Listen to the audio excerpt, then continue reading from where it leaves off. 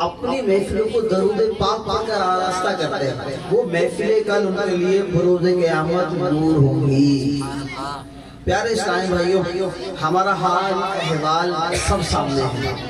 ہماری بیٹھک، ہماری اٹھک، ہمارا سونا، ہمارا جاگنا، ہمارا بولنا، ہمارا کاروبار کرنا، ہمارے دوستوں کے ساتھ گیدرنگ، ہمارے اپنے گھر میں جب داخل ہوتے ہیں تو شکایتوں کا اور غیبتوں کا انبار ملتا ہے کہ آج چاچی نے یہ کر دیا، مامی نے یہ کر دیا، بھائی نے یہ کر دیا، ساس نے یہ کر دیا تو بہو نے یہ کر دیا۔ اللہ اکبر، اتنا سنگین معاملہ ہمارے ساتھ چل رہا ہے۔ کوئی اللہ کا ولی ہوگا جو کفل مدینہ لگا لے اور منہ سے نہ بولے اور سنے بھی نہ کان سے،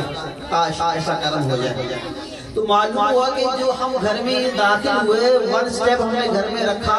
اور اگر گھر میں داخل ہوتے ہی ہم صلو علی الحبیب کی صدا لگا دیں اور گھر والے درود و سلام پڑھ دیں، آپ کہیں صلو علی الحبیب، جواب آئے صلی اللہ علی محمد، اور ساتھ کہہ دیں توبوا الی اللہ، اس کا جواب آئے استغفر اللہ، تو بتائیے کہ وہ گھر انشاءاللہ تبارک و تعالی رحمت والا بن جائے گا۔